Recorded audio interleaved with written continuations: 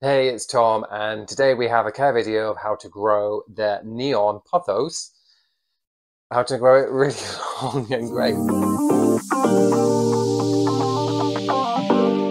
People love pothos.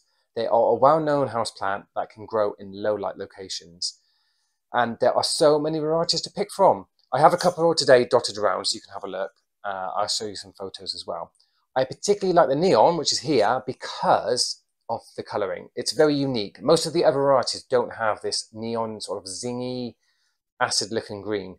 And because they're adapted to low-light locations, they don't lose that colouring if you decide to grow it in a place like that. So in a dark corner, normally if you grow an all-green variety, they might not have much presence, but the neon continues to give that wonderful pop of colour, which is just amazing. So I'm going to tell you how to look after this plant. I've had mine about 5 years now. I'll tell you what I've learned along the way, what to avoid, and best practice. So let's get started. Okay, so I told you that they're okay in low light, but actually that's not really where they want to be grown if they get given the choice. In low light, they will grow, unless it's really, really dark, which I don't recommend. But if it's low light, then they will produce some leaves each year. Not many, but it will still grow very, very slowly.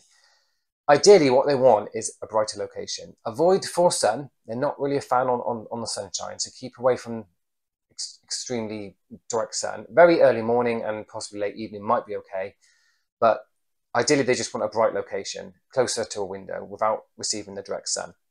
That will give you the most efficient and, I suppose, speedy growth. If you're not really that fussed, if you don't necessarily need to grow the plant at a super fast speed and you are happy and you have a space that you want to fill that's low light, this is a plant that will be suitable for that. Just avoid no light locations. It does need some light. Mine grows in a very specific area of my house. I have it in an area which is designed. I'll show you a quick video of it. It's near my TV basically, so it suits the location perfectly. So as for watering, it's pretty straightforward. They are a type of plant that would like a soaking and then a drying period. So if you can remember that, rather than little and often, constantly moist, that doesn't need to happen here. So water them well and then allow them to dry out. Ideally, you want a potting mix, or you want to grow them somewhere where the potting mix dries out at least partially within a few days. If it stays wet for a very long period of time, you may need to cut back on the watering and not give too much. The reason for that is because although they're easygoing houseplants and forgiving, they are not a fan of overwatering and they can suffer ill effects if that's what happens. So you need that period of drying, and it needs to happen relatively quickly after you've watered it. They don't want to be sitting around in very wet potting mix for days and days and days. So you do need to kind of meet that criteria somehow. I know that's not very specific, it's a bit vague, but try to think of what I've said and try to apply that to your conditions. But yes, when they need water as well, you can do it by two ways. One, they droop slightly, they have a very slight hanging look to them, or get used to the weight of the container, which is what I do. So because it's a hanging plant, I just lift it up and I can feel immediately, you know, if it's light, it needs watering. If it's still heavy, it doesn't. So try to work around that. But yeah, soak it well and then allow it to dry out before you water it again. All right, so following on from the watering, let's talk about potting mix and repotting. Okay, so when you repot, you're not going to do it that often. The roots aren't particularly rigorous. They will adapt and they will be pretty happy in a small container for quite a while, like years. So you don't need to repot that frequently. We're probably talking maybe 2, 3, 4 years, perhaps. It's just when the container is literally full, or you notice that it's not holding water and it's just pouring out the bottom, it's not good for it, or if it's just generally degrading. Certain houseplants, and I do find this with pothos generally, sometimes it's almost like they eat the potting mix. I know that sounds weird, but it's almost like they do eat it and it disappears. It sort of shrinks down.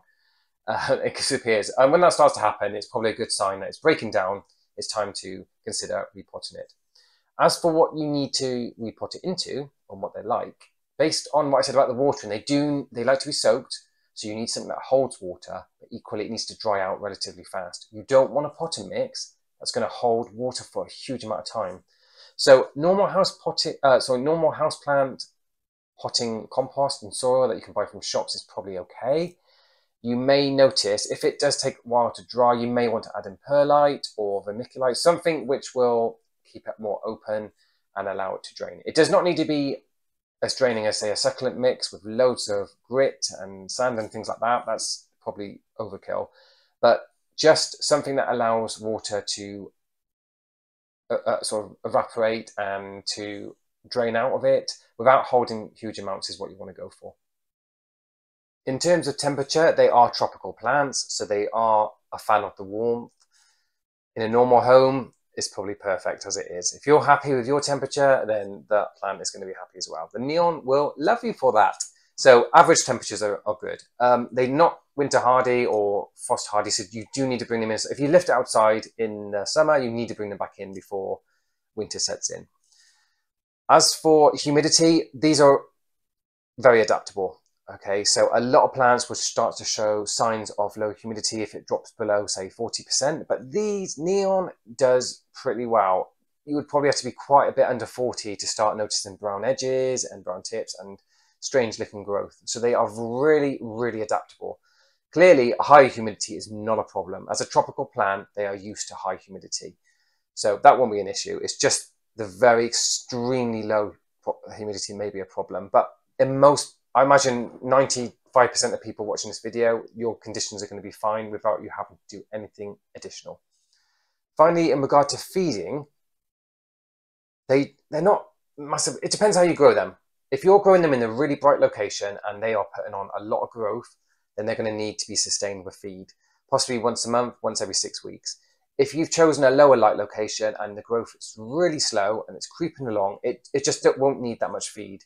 You could be talking maybe once every 3 months, maybe once, possibly even every 6, depending on how low a light you've gone. But yeah, they're not particularly heavy feeders unless they're in a great prime location and they are speeding along. So work around how it's growing. We're going along at a super fast pace here. I'm doing this video fast. Okay, let's talk about propagation. So, time to slow down a bit. No, I'm kidding. Right, okay, so propagation is really... All pothos can be propagated so easily. You probably already know how to do it, but if you don't, this is what you do. Okay, so there are nodes on these vines, and there are lots of them. Underneath a leaf is where you want to make a cut. Okay, after you've done that, you pop it in some water, and new roots should form just by the cut. I will show you a video so you can have a look at where to cut. I have propagated neon before, but I didn't record it, so I can't show you the clips of me doing it. I may do it in the future as a separate video so you can watch it dedicated. But there's loads of other videos available at this moment in time, but do come back to see mine, please. Okay, so issues. What are you likely to possibly come across when you're growing these plants? Hopefully not many. Okay, so what we kind of covered, right? Overwatering is a big problem with these plants. If you do that, you're probably going to get yellow leaves, maybe even root rot. So that's what causes that. What else? Leaf changes. Okay, so the leaf should be completely green. However, sometimes, and there is a couple on this plant, there's one here, but I will zoom in to show you in a bit more detail. The plant seems to get on a little bit of variegation. It goes a bit green. Now, I don't know the exact parentage of the neon, but I would suspect it's related to the aureum, which is possibly the original pothos plant. It's probably been bred down for a long period of time, and I think sometimes it reverts ever so slightly. Now, I do think the variegation, the colouring is stable, but sometimes it just slips through a little bit. I have read people saying it's because they've been grown in low light, but I don't believe that. I don't think that's correct. Pothos is known to retain its variegation even in low light, and this plant isn't grown. I've had it, like I say at the start, about 5 years, and this is grown in low light location, and it's only just moderately, and has a tiny, tiny amount of reversion on it. So I don't believe it's caused by low light. However, if you think I'm wrong and you have other experiences or you want to correct me, please comment below and let me know. So those are the most common. Sometimes you'll get yellow leaves from natural old age. It's just a case of wait until they go completely yellow and then they start to go brown, then you can remove it from the plant. Yeah, I think the only other thing is how you can grow the plant. So I like it as a hanging plant with it hanging down. Some people would prefer to grow it up a moss pole, and that's fine too. If you do that, if you do grow it up a moss pole, you should get bigger leaves as the plant ages. If you leave it as a trailing plant or a hanging plant like I have, then the leaves will never really get any bigger than what they are already. So it depends on the look you're going for and ultimately how you want to grow these plants. But I told you how to propagate them. If you want to do it different ways and you love them and you want to grow them differently, then go crazy. You can. They're very easy to propagate and they're fast growers in the right conditions. So yeah, experiment and see what works for you and your settings. Okay, so that's it from my beautiful Neon and me today. Thank you for watching this video. If you have a beautiful plant like mine and you want to show it off, because I do think they grow really well in most people's homes, they're probably one of the best and easiest growing pothos. That's me. I don't know. Is that controversial? I'm not sure. But if you agree with what I've said and you think these are simple, and you have something to show off, show me the pictures. Send me the pictures. Put them. I have an article on my website. If you send me your photo, I can put it in the gallery if you'd like me to, and I show it off to the rest of the world. And that's it. So thank you for watching today, and I'll see you in the next video.